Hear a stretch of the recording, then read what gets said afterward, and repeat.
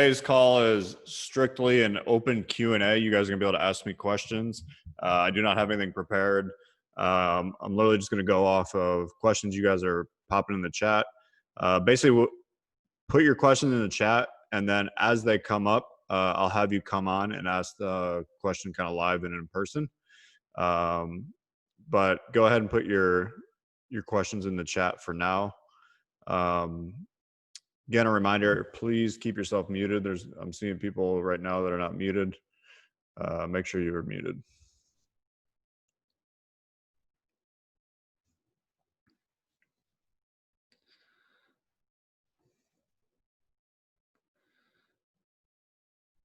All right, so let's see. First question I saw was from John McDermott.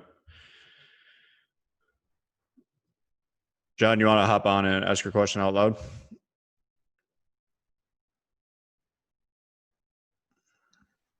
Yes. I was wondering if you have ever seen an offer that you didn't think you could improve or you couldn't improve. And the reason I'm asking that, it just seems like if you have this sort of skill set, it'd be almost unlimited as to how many companies or offers you could approach to do some sort of optimization. Does that sound about where you're at? Yeah, I mean, I would say the large majority of offers can definitely be improved. There are definitely certain ones that getting improvements on them are a lot harder usually because the offer is just not good enough. That's probably the biggest thing. If the offer is just not appealing enough, no matter what you kind of do to the copy, to the upsells, to everything else, it's never going to really get to the numbers that you want it to get to. So that's usually the situation where I've seen where it's not impossible, but pretty damn hard to improve. Thanks. Cool, man. Let's see, next one. Chris says, Chris, you want to hop out and ask your question? Chris Lobb. Yeah, what's going on, man? So I pretty much put everything in the chat. I'll just read it. So when verifying a new offer will work on paid traffic, meaning you can scale it, break even or better, when you're first testing something brand new, what kind of initial KPIs are you looking for? So just to give this context, looking to sell a $500 course at break even to acquire customers, high ticket backend. But before I fully, build out an elaborate relationship building funnel, I want to make sure it'll actually sell to paid traffic. I already know I can do it on organic. So yeah, just kind of understanding like what point do you cut off the spend if it's not selling? Is that like a ratio relative to the price of the offer? And then in terms of negative, ROAS or negative ROAS in the beginning, at what point are you kind of like, okay, if we optimize this, we can get it to break even or better? So a lot of it depends on where that funnel's starting. Like I've been doing this for so long, I know I'm starting from a much better spot with that funnel. So if I'm starting with what I think is already a really good funnel and I spend $1,000 on ads and it only brings back, let's say $200, I'm like, oof, that's pretty bad. But usually I'm kind of looking, let's say if I spend $1,000, I'm usually looking to bring in, if I can get like 500 back on day one, I'm usually pretty happy with that right out of the gate, because I know from there, I can actually scale that offer based on fixing the upsells, fixing the ad creatives, fixing the emails, dialing in the hook, dialing in the story, all that type of stuff that really boosts conversions. Yeah, if I know, so yeah, I'm kind of looking for, if I spend $1,500, the one caveat to that is you mentioned selling high ticket stuff on the back end. I mean, if you're selling like super high ticket stuff and it's $25,000, $35,000 type stuff, it might not matter. I mean, you'd probably be fine losing that kind of money if you're able to convert a decent amount to the really high ticket. Cool. That's more or less what I was kind of expecting. So, okay. Cool, man. Thanks. Good question. Next, we got Dane Heron. He said, what kind of product is best to scale, physical or info product? Dane, you want to give me a little idea of what you're thinking here?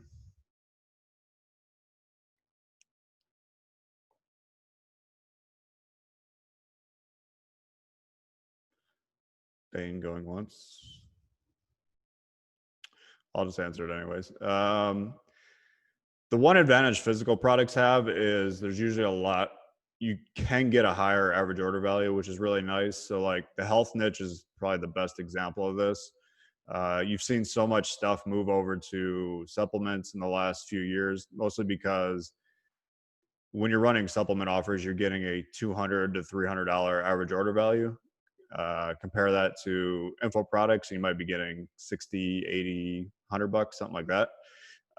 So when you're competing against all those other people for traffic, it's definitely a lot easier on the supplement stuff. So it really does depend. I I don't personally feel super great about one way or the other. I think it's really personal preference. And it also depends on what you're going to sell in the back end. So that's a big thing to consider. So like that same example with supplements, like supplement buyers buy more supplements. So if you're going to plan on selling supplements on the back end, you would want to sell supplements on the front end.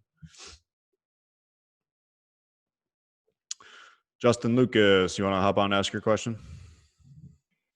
Yeah. So, yeah, I was wondering, like, as you scale, let's say like a supplement offer and, you know, you got your merchant processing, have you ever had to utilize signers for your merchant processing as you scale, or do you just use your own? What do you mean by signers? So kind of like people who have like separate corps. So like I've been working with Cambridge, and my rep Coleman said like if you hit like $1 million a month in revenue, like sometimes you to diversify your merchant processing, you might have to utilize resellers or signers. So I was wondering if you had to do that as you scaled. Is that your only merchant account? Right now I'm still in the process of getting merchant accounts, but like I was just curious if that's something you did on your end as you got to like big volume. I mean, as you start scaling up, you're definitely going to use multiple merchant accounts. Being in the spot where you only have one merchant account is a very, very bad spot to be in, because merchant accounts do go down. Sometimes they get shut down. Sometimes they get canceled. That is absolutely not a spot you want to be in. No. But when you're doing big volume, yeah, you're going to have a lot more than one. So you'll probably, I think, I was never in charge of this stuff, but when we're with Patriot Health Alliance, I think we had 4 at our Okay. peak, and kind of rotating those. And it really does matter what you're doing. Like if you're doing a lot of like continuity and stuff, you might have like 10. Okay. Yeah, I'm just doing straight sale, clean stuff that would run on Facebook. So Okay. Yeah, I mean, you're definitely okay with one off the bat, but I always highly recommend having a backup one as well. sounds good. Thanks, Justin. Cool, man. Nicholas said, what kind of investment is necessary if you want to start selling supplements? Well, you can do white label supplements for pretty cheap, which means you don't have to buy any of them up front inventory wise. So they basically, as you sell them, they will ship them. So like a company like Ship Offers, who's actually a sponsor of our mastermind, they do this. So they do the whole formulation, they do the bottles, the packaging, and then you sell it and they'll ship it out as the sales come in. So that's the way I recommend everyone. Like if you're going to do supplements, try to do that because the expenses on inventory for physical products get pretty big. So like you just keep scaling up and you have to keep buying more inventory ahead of time. If you can avoid that, super, super smart way to do it. So yeah, I mean, I would say if you're writing your own copy and setting a funnel up in like maybe let's say ClickFunnels or something, you could probably get started for less than $1,000. Yeah, it's really, I wouldn't say it's that expensive. Let's see, next one. Rob said, how does one go from copywriter to offer owner? Well, that is what we're going to be covering. Sal said, hey, Justin, thanks for doing this. I'm just starting into the world of freelance copywriting. I already know that I'd like to write my own books or ebooks. The content would be inspirational and for self-help. Basically stories from my own life and lessons that I've learned along the way to help others. What are some good ways to create an offer for this that would really engage others to buy? I understand about the copy side, blah, blah, blah. So, I mean, the big thing would be that stands out to me from what you just said is you're basically talking about what you want to create and you're not talking about what people want to buy. That's a massive, massive mistake people make when they create an offer. They think from their standpoint, they're like, I want to give them this, I want to give them this, and I'm going to tell these stories and the product's going to be like this. What you really want to do is what's the problem they have, the really urgent, pressing problem they have, and what are you going to do to solve that? So if you're in personal development, you could do things like there's products around like confidence and happiness. So somebody who's lacking confidence and stuff like that, you could teach them how to do that. You could teach them how to organize their day better so they're more productive. Like there's all kinds of stuff. You need to solve a real problem for people. That's because that's really what people are looking for. As you're kind of mentioning this right now, it just sounds like here's the stories I've written. I want to share these. That's not really anything people are going to be interested in. So yeah, try to focus on the problem and the solution you can offer for it. Okay, if you don't mind me asking a second question to that. So let's say a book would have multiple lessons in it. Would you think it's better to maybe focus on, one lesson per book in that case, if you're trying to go to a group of people? So I mean, most of the best I would highly recommend, if you didn't watch the training I did on Hell Yes offers, I would highly recommend watching that. It's on my YouTube channel. Okay. That's actually all about this, and I think it will really give you a better understanding of how to create that offer. But most of the best offers solve one problem with one solution. So if you're on Stefan's email list, like Stefan released their freelancing course yesterday, and he messaged me on Slack and was like, "Hey, it's not selling well. Like, you got any feedback on what we're doing? Do you see anything like we're missing?" And one of the big things I said was like, you're trying to sell to like two different markets. You're trying to sell to like new freelancers. You're trying to sell to experienced freelancers. I was like, then you're saying like, here's 15 different ways you can get clients. I'm like, nobody wants 15 different ways to get clients. They want one way to get clients and one way that works. So I'm a big fan of finding that one thing, that one pain point, and fixing that. So instead of writing a whole book on relationships and how to have the best relationship possible, write a book on how to get your ex-girlfriend or your ex-boyfriend back. That's a true one promise, one solution, one pain point kind of offer. Does that make sense? It does. Yeah, that's great. Thank you, Justin. Awesome. Next, we got Chad Fallman. Chad, you want to hop on and ask your question? There you go. So right now I'm partnered with two people, but one a brand majorly. They're launching a product. It's a high ticket coaching service, and it's great because I want that experience and seeing all the ins and outs. I get a revenue share from that. And so what I'm considering is, after I've got these wins under my belt from these launches, do I go on and help other people like this with a greater revenue share, or do I create my own product? And I'd probably have that opportunity with the current influencer that I'm with, because, excuse me, we work together very closely.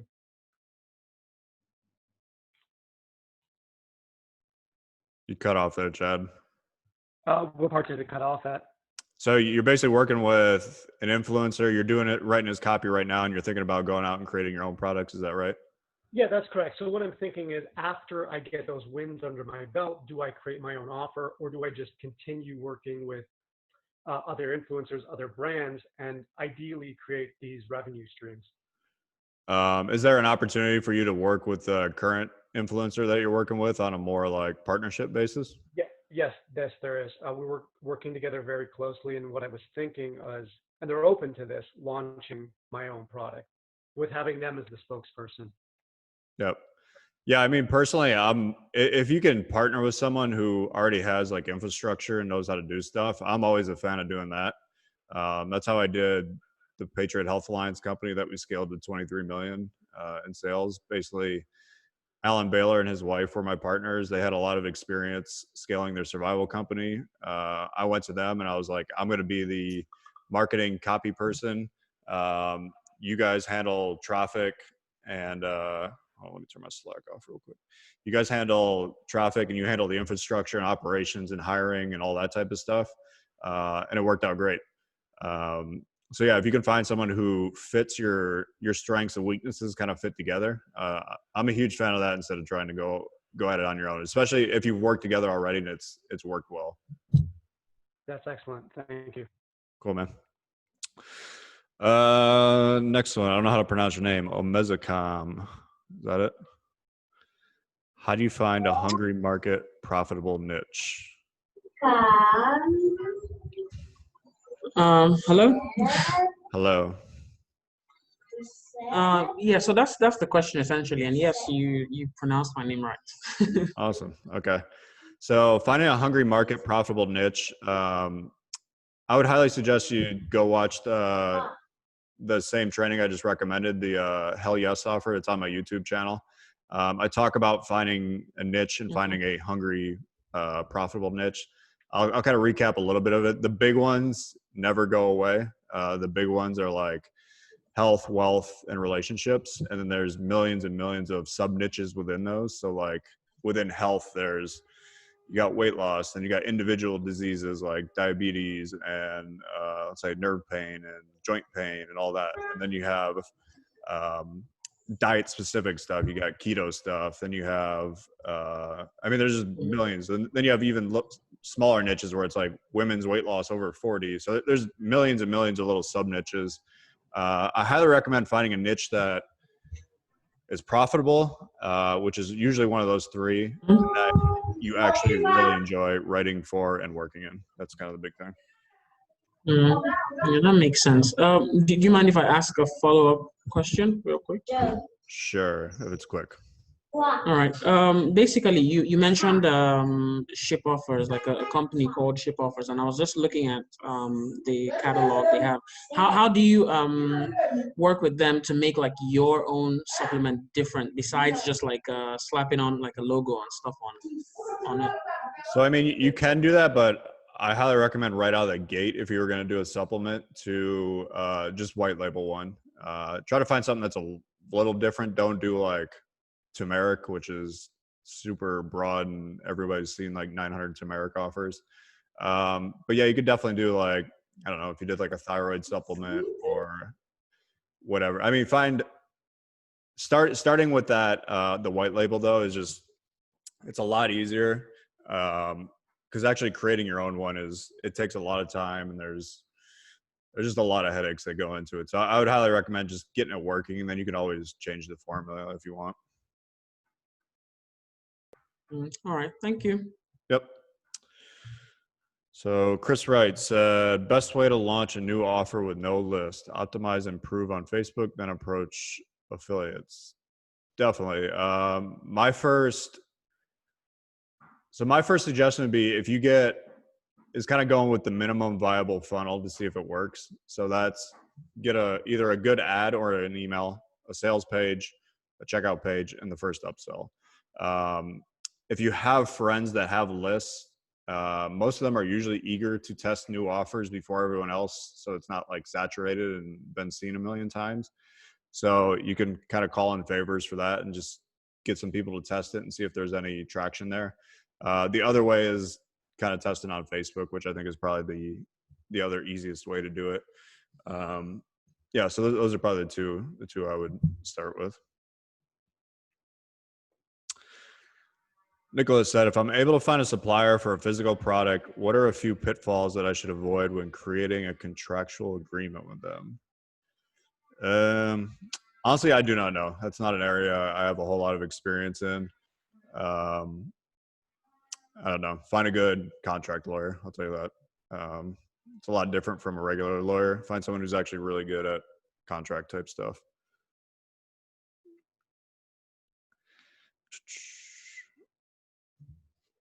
Will you cover any legal pointers and best practices, LLC versus corporation? Honestly, that's not really my realm of expertise. Ian, you want to get on and answer or ask your question? Yeah, sure.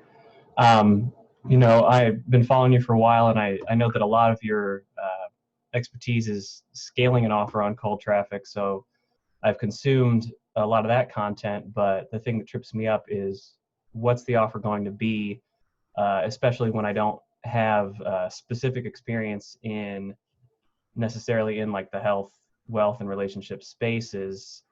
Like I think about maybe I could do an info product, but I'm not sure literally how to make the product. And likewise with a supplement, like that's appealing to me to get into something like longevity supplements come to mind. But the actual, because like supplements is one thing, but what about an info product? Like, where do you go to do that? Because I think you said your first one was an info product. Is that right? Yep. Yeah. Right. So how did you actually go about making that thing? Yeah, so I started in the fitness niche, and our first info product was literally a workout and diet program. It was kind of like CrossFit style workouts with the paleo diet. And this was like 2008, 2009, before all that really got super popular. And it was maybe a 52-page ebook. I think it's somewhere in there. It was like 52 to 55 pages. So it had the workouts, it had what we wanted them to do each day. And it had the diet, and then it had a bunch of like Q&A questions in it. The product really shouldn't take you that long. The goal is to really make it as simple as possible for them. That's one thing I would highly recommend.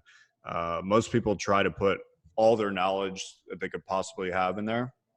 That's a big mistake because people don't absorb that. It's like my 1,000 buyers a day course that I just put out. Like, if I really wanted to give you everything on how to scale an offer to 1,000 buyers a day, it would have been fucking 20,000 pages. Like, there's no way anybody's ever going to read that. But so I focused it in on like the 5 most important things that truly, truly matter. And that product's like 107 pages long. So you can read it in 2 hours. So I'd highly recommend that. And it kind of all goes back to that same thing with like finding that one specific pain point. So like, the get your ex-girlfriend or get your ex-boyfriend products back. Those have been huge for years because it's a huge pain point. I mean, somebody breaks up with you, you're like miserable and life's over and you'll do anything to get them back. So those products sell really, really, really well. But there's not like tons of other relationship advice in them. It's literally all about just solving that one pain point. So that's probably the biggest thing I would focus on if you're doing an info product. And then putting it together, don't think that it has to be some big elaborate thing. Our first info product for fitness stuff, not the first one, sorry, the second one, we shot a bunch of videos for it back when like flip phones were a thing.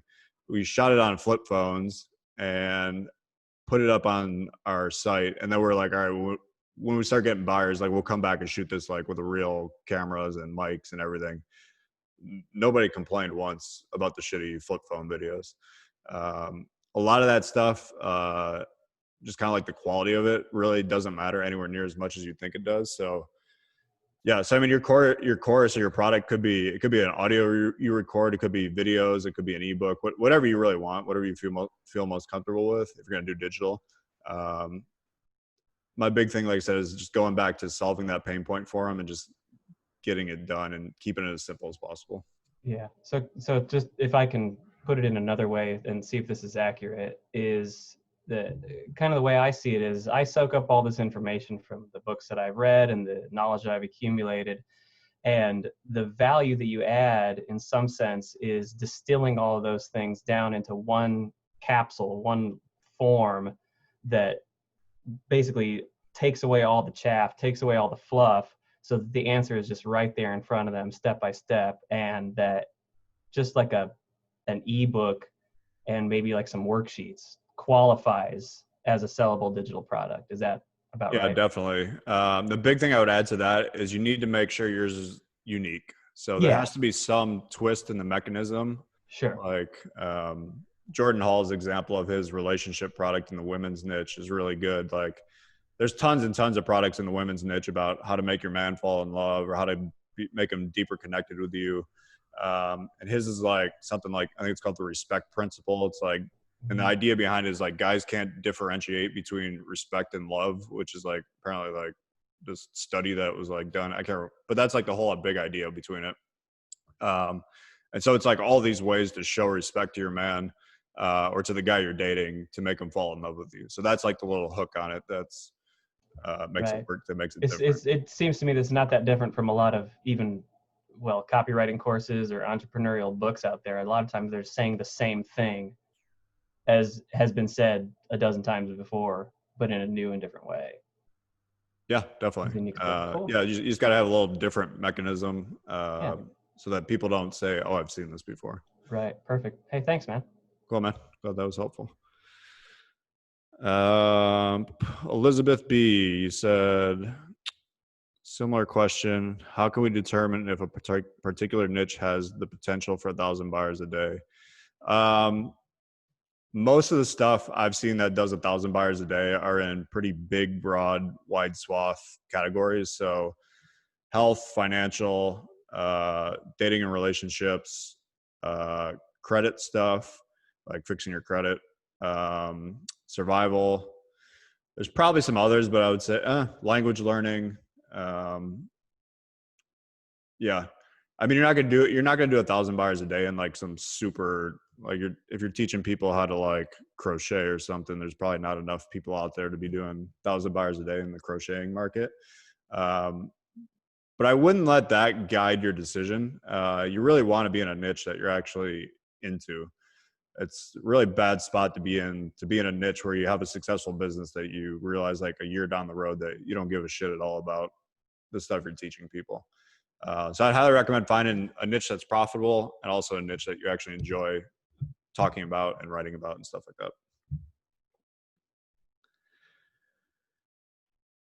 Julie, you want to get on and ask this question? This is a good question.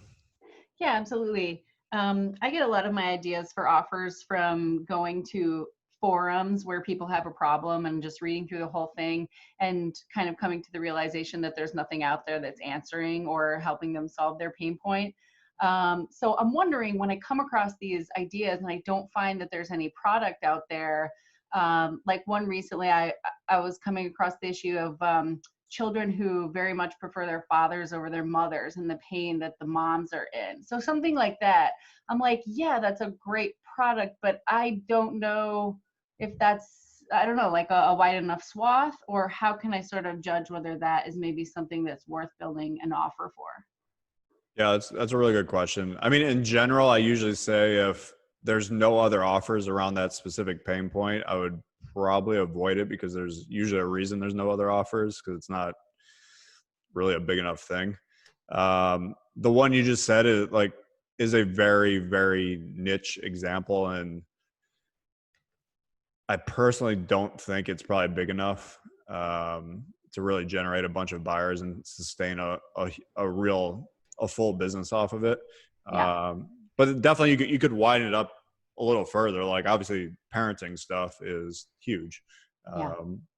Especially like new parents or parents who have, obviously every parent, I mean, I'm not a parent, so I don't know a shitload about being a parent, but every like parent has issues with the kids. Like obviously, like you have a kid who's not sleeping, like you would probably buy a book on that very quickly. Oh yeah, I've spent hundreds on that, so I know that is like an offer. So yeah, I guess, I wonder when I come across something, I'm like, is this big enough? Can we scale this? And so I never know the answer to that. Yeah, I mean, it's also one of those things too. You kind of think about like where you'd be running the traffic. So like if you're running traffic on Facebook to something like that, I mean, obviously you can target moms and you can target them in certain age demographics and all that.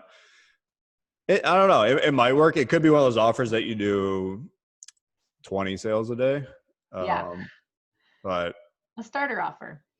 Yeah, it could be. My big thing though with the front end offer though is I'm usually trying to find something that's got more potential to scale. Yes. Right. Because the front end, you put so much effort into it. And if you get it all going and you dial it in, and then you kind of realize like, we're never going to be able to get this above like 40 sales a day. It's like, that was a waste of time. Yeah. Understood. Cool. Appreciate that. Awesome. What would be the top 5 things to look out for to be able to ID offers that are setups, meaning could explode with nominal improvements? Can you hop on and answer this one? I don't know how to say your name. Bienvenue.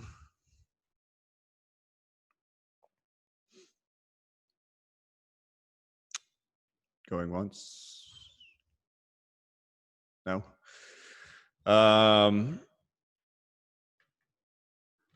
Yeah, I'm not. I mean, that's really one of those things. Like you just kind of have to know how to fix offers. So the big things are the ads good?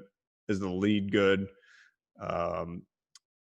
Is the first upsell good? Those are probably the biggest three that you could fix. Roman says, how do you find the right price point? My client runs ads on Facebook to a free 5-day video course and then sells a 1K or 2K product. Usually the best way to figure out the right price point is to test.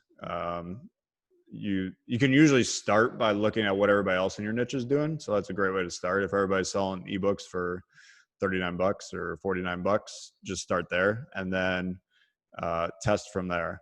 So yeah, there's really I can't just give you the best price. It's all about testing, because sometimes the price might be higher than you think it is. Sometimes it's lower. It's all about testing. And price is one of those best things you can test. People definitely don't do enough price testing. Andrew. Hey, Roman here. Can I add to that? Yeah, go ahead. I asked the question. Thanks.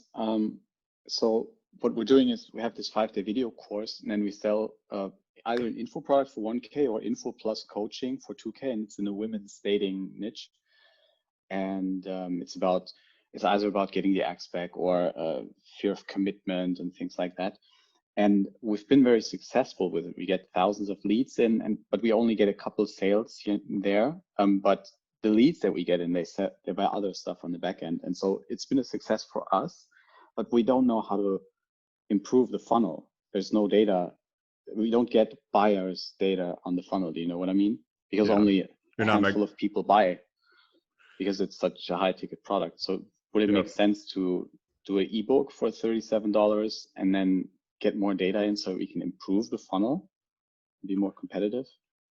I'm always a fan of selling them something on the front end, and then if you want to do high ticket stuff on the back end, then selling them that as well. You're better off if they make that first ebook purchase. More of those will convert to the upsell than to the high ticket thing than just email opt-ins. Does that make sense? Yeah, because they're already buyers. Yep. Okay, yeah, we'll give that a shot. Thanks. Cool, man. Andrew said, how do you generally distinguish a bad offer from bad targeting or bad copy, especially if you're looking at a client's offer to boost their sales? A bad offer is really, you kind of just have to have a feeling. Like the example I gave on that one call was the Paleo Sweets versus the Paleo Plenty offer. I think that's a really good example, because Paleo Plenty was a cookbook that was all about really, really foodie ingredients and meals that most people would never eat. It was like fennel chicken and okra and carrot root chips and shit like that. And like your average person who buys these cookbooks, who's like 50, 60 years old, isn't eating that. But one that's about cookies, ice cream, cakes, and pies that are paleo is super appealing. So yeah, I mean, I would say it's really, really, it's really a gut feeling you kind of got to have. That's what it would come down to. Also, your offers should be somewhat modeled off stuff that's already working. So use that same example. If you know dessert cookbooks work really well and you're putting out a dessert cookbook and it's not working, then it's probably the copy and not the offer. So that's one thing to keep in mind. By the way, is this helpful for you guys already? Yeah, got a couple thumbs up there. Awesome. So Steven said, is 1,000 buyers still available? Is it a course or just something that gets mailed to you? It is not still available. That launch closed. It gets mailed to you though. So if you ordered it, it's on its way. Can everybody make sure they mute themselves? I'm hearing stuff going on.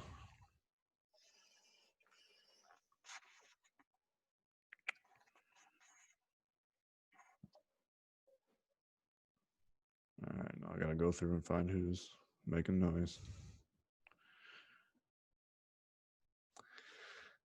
All right, so how do you get $200 average order value on health offers? What would be your model offer?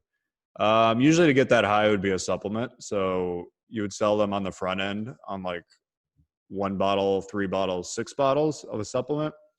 And then you'd usually upsell them more of what they just bought. So if they bought 3 bottles, you try to sell them 3 more, usually at like a little bit of a discount.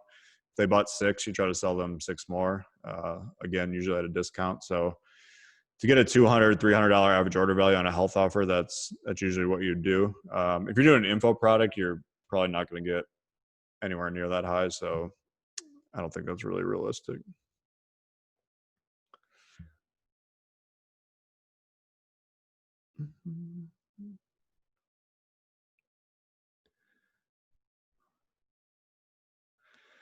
John said, I was able to sell well into 7 figures with supplement offers as an affiliate a few years ago. Would you say it's still possible for an affiliate to hit those numbers, or just the product owners? No, you can definitely do it as an affiliate.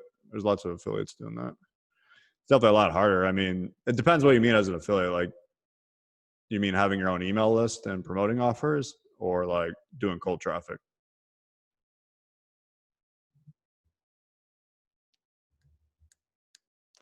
I mean, you can do both though. So, I mean, I guess that's really the answer. Like if you're running Facebook ads or YouTube ads or something like that, you can do that. So Alan said, I've been exploring white label supplements, skin care stuff. I've been looking into beard oils and beard balms. My question is, do you think beard oil balms is too niche to scale, and should I just jump into health supplements instead? There's definitely a couple pretty big like beard companies. A lot of them do really well though from like content marketing. They're big on YouTube, big on Facebook. You're definitely going to be able to scale it. The potential to get size-wise would be a lot bigger with a supplement company, that's for sure. Because the beard stuff is just a lot lower price. They don't use it as much. You could run into an issue where like beards are no longer trendy in 2 years and your whole business is down 50%. I personally wouldn't go that way unless you're like super into it.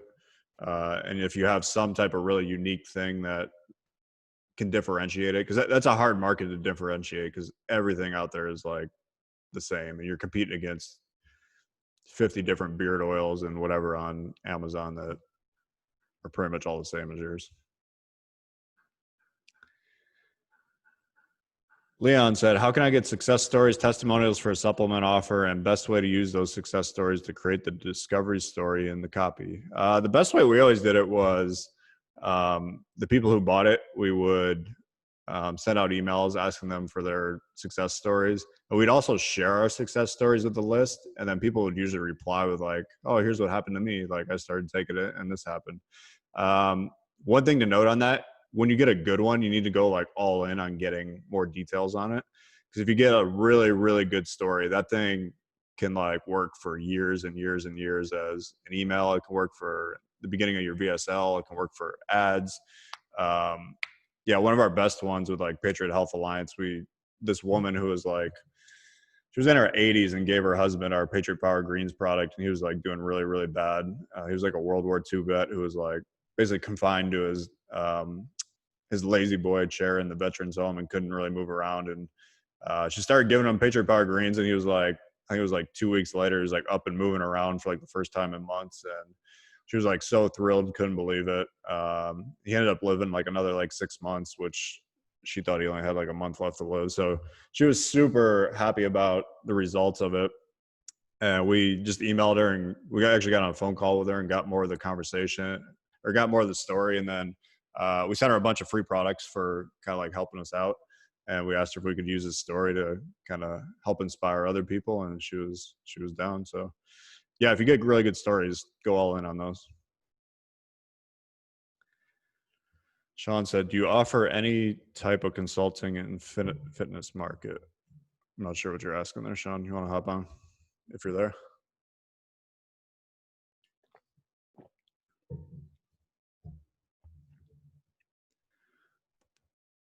No? All right, go to the next one.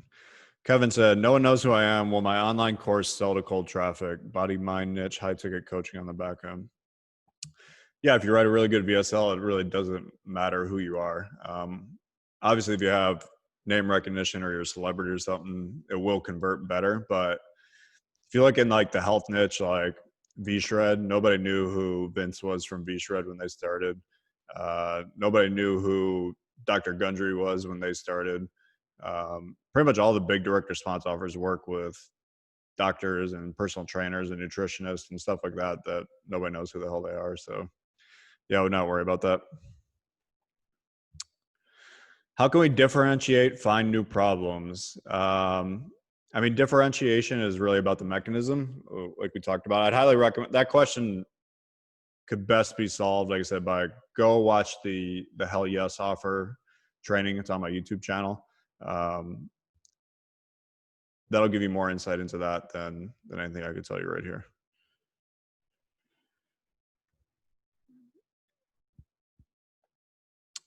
Nell said, do you just create products, put it on ClickBank, and let ClickBank's affiliates give the traffic, or you bring the traffic first until certain points? If yes, on what point? Or you bring your own traffic? So usually you want to, once you get your offer, let's say you're using ClickBank, get your offer up.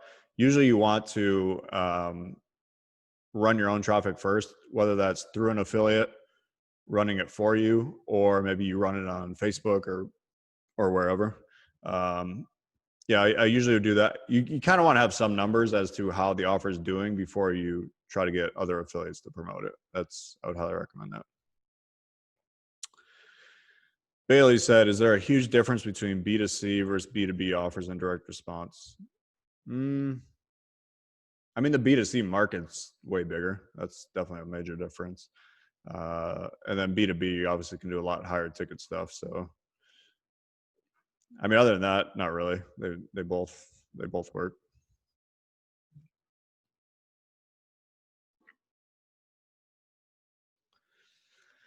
Ariba said, I've seen people coming out with offers where someone else basically wrote the entire program and they are marketing it. For example, Joe Legobbles ripped abs after 40. Curious, how does this happen? Like, you find someone with a unique offer, either purchase copyright or give them equity. So Joe's actually a member of our Copy Accelerator group. I'm pretty sure that's just the guy they found to kind of be the spokesman for their offer. Just found this older guy who's ripped and in really good shape, thought he'd be great for the face of the product. Yeah, and you kind of set up some type of royalty deal, partnership deal where they're getting a % of the sales for letting you use their face and their story and all that.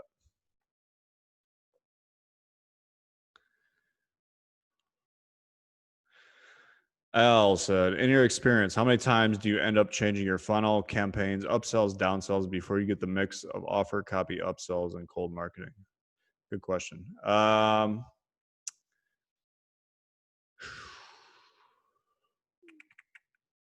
really try to focus on the big needle movers. So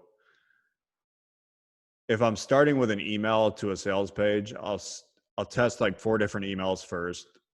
Hopefully one of those emails works a lot better than the rest. Then my next test would be probably a lead on the sales page if I'm not in love with, if I think the lead might not be as good as it needs to be.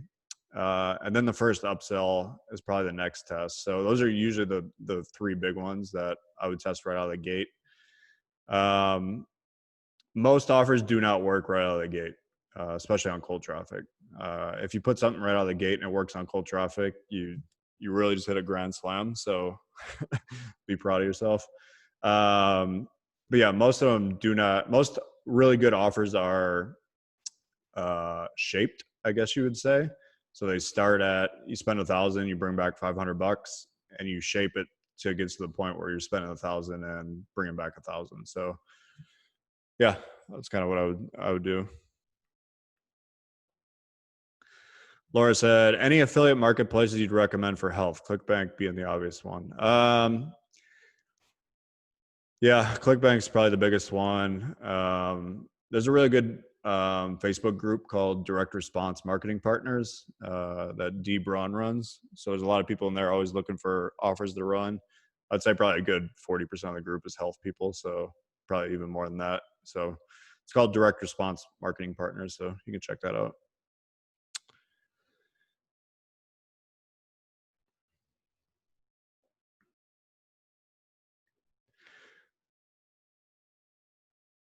Nell said, as soon as I can create 100 very low-cost info products. I know the pain point. Do you think it's possible to just put it on ClickBank and then hope it will sell itself?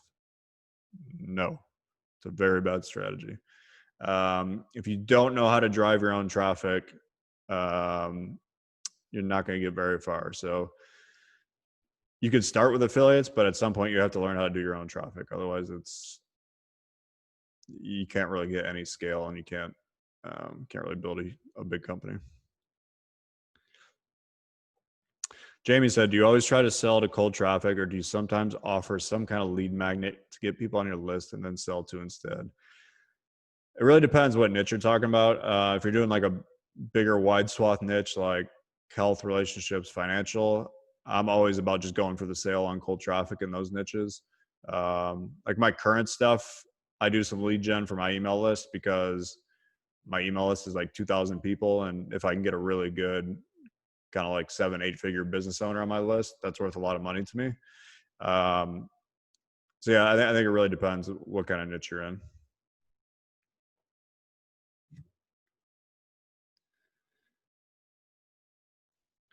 Billy said, is the long-term plan to pick a broad market that has a rabid base and carve out a section with an ironclad offer, build a list, and market back-end offers? Yep, exactly. That's exactly what you want to do.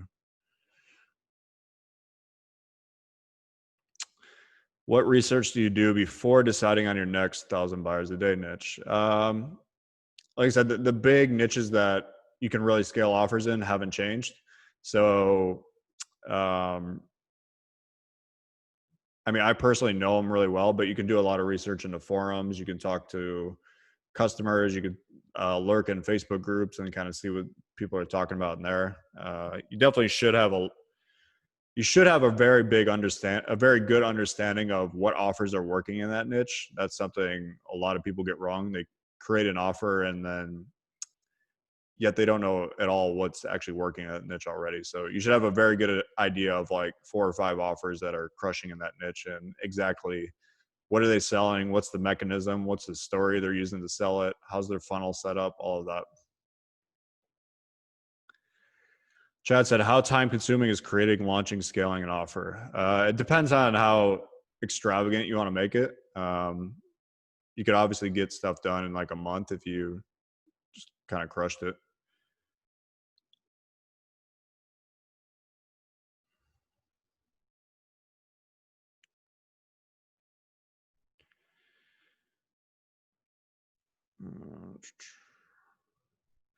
But we're going to go for I got about 10, 12 more minutes. I'm looking at the Zoom chat right now. It looks like there's a lot of messages here. So I don't know if I'm going to get to all of them, but I'm going to try to keep going.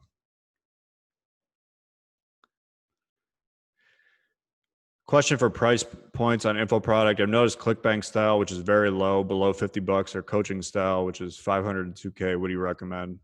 It really depends what you want. Building up a big list that you can promote a lot of stuff to on the back end, you obviously want to go lower. If you want to do higher coaching stuff, I mean, you can do that too. Like I know people who have like one product and it's $8,000 and that's the only product they sell. And they're just really damn good at selling that over and over and over again. So it's really kind of personal preference, I would say.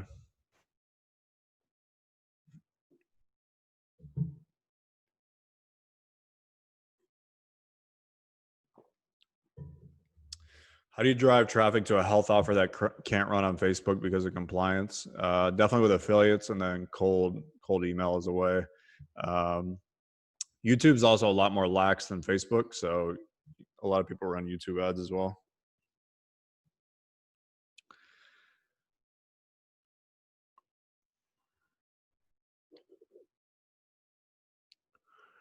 Brad said, if my end goal is to sell an info product in the health niche related to how to improve reverse heart disease with diet, do you think it would be wise to do a beta launch where I coach 10 to 12 people over a few weeks, get results, testimonials, and perfect the product? You don't have to. If you have a really good story already, I wouldn't go through that hassle. Then you said, do you see any issues with Facebook compliance and how to work around them? Heart disease would be a really hard one to work around on Facebook. That's going to be tough, especially if you're talking about how to reverse it. They ain't going to be okay with that. So I would probably look at other traffic sources like email and YouTube for that kind of thing. Harrison said, how would you get testimonials for a brand new info product?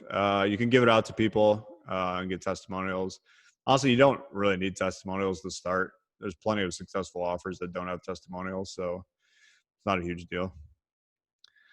Chris said, how do you find a doctor to be the face of a supplement offer, and how is that deal usually structured? We found ours honestly through a referral. Someone just referred him to us, and our deal is based strictly on sales. So I think for every bottle of his supplement that we sold, he got like 50 cents, maybe $1. I think it was 50 cents. Actually, I don't know. It might've been $1. I don't know. But yeah, when we were cranking like at full steam, he was making really good money. He was making like 25, 30 grand a month and didn't have to do anything.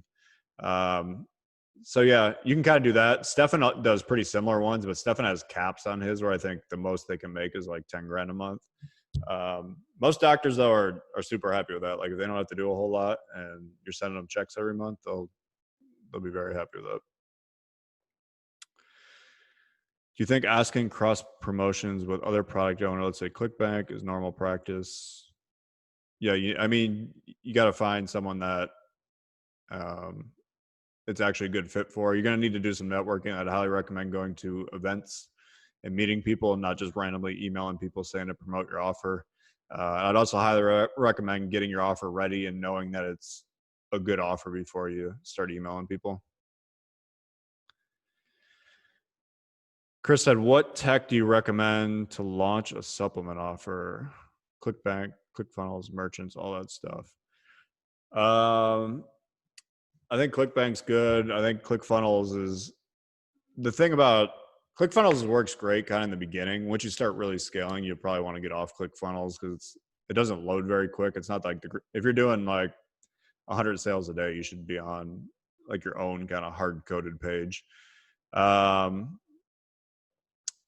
So yeah, those are definitely good ones to start with.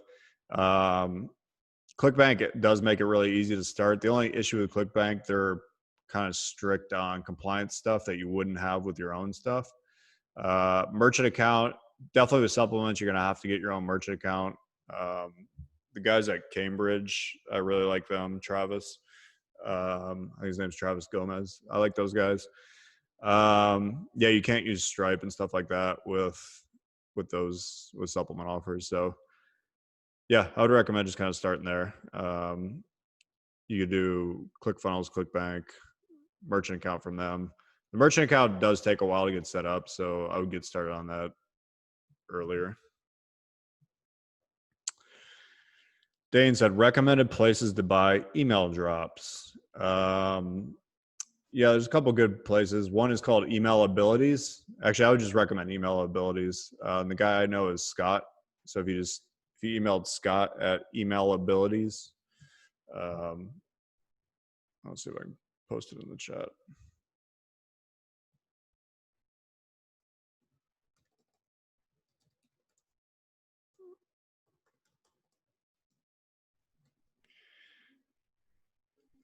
I'm going to post the merchant account as well. So Scott at Email Abilities represents a bunch of different email lists that you could buy cold email drops on. The merchant account is Cambridge Commerce. Travis is the guy I talked to over there. So yeah, recommend both those. Once you launch an offer and it doesn't convert well on cold traffic, what are the main things you're looking to change, test for the next iterations? Yeah, I mean, same thing I said earlier about that. I'm always testing ads, emails first to make sure that's not the issue. There's a lot of times where you think something's wrong with the sales page or the upsells or whatever, and it's actually just the ads suck or the emails suck. So I start with that. Next thing I would start with is the lead, which is the first kind of 2 to 3 pages or the first 2 minutes or so of the VSL. And then the third thing is probably the average order value, which is mostly the first upsell. So those are the big 3 that I would kind of hone in on. So we got about 5 minutes left. I'm going to answer these last couple questions, but just quickly, was this helpful for you guys so far? Awesome.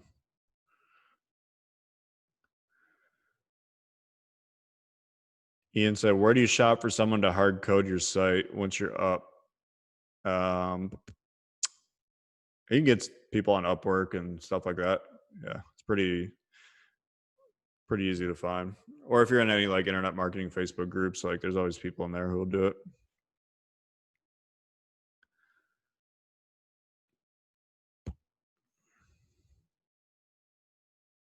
Cool. Glad you guys like this. All right, I'll do this last one here from Chad. What rev split is appropriate for spokesperson creator? Really depends on what they're bringing to the table. So like if you got Dr. Oz, he's going to get a whole lot more money than some no-name doctor. Like the Oxford Club just did a big thing with Bill O'Reilly. I'm sure they paid Bill O'Reilly a bunch of dough for that, but it's paying off like crazy because that offer is kicking ass. So yeah, it really depends on what they're bringing to the table. The more social proof they have, the more credibility they have, the more money they're probably going to want. The big thing with that though is really just to test it and see how it works. You don't want to pay them a shitload of money and then you realize like they're not even like the right fit for your market. So yeah, we always did kind of like a 3-month test with people. Where it's like, all right, let's see if this offer works. Then if it works, then we negotiate and have like an actual deal. So we'll pay them over the test period, like a flat fee, maybe $5,000, $10,000, whatever it was. And then if it worked, we went back and negotiated an actual deal. Awesome, guys. I'm going to wrap this up. My voice is starting to die. A lot of talking this week. Hope you guys got a lot out of this. I think I recorded it. Yeah, I did. So I'll pop this on my YouTube channel and I'll probably post it in the Justin Stefan Talk Copy Facebook group as well. Thank you everybody for showing up. There's a lot more people than I thought would show up. So hopefully this is helpful for you guys and gives you a little better idea of how to get your first offer going. So enjoy your Friday and have a good weekend.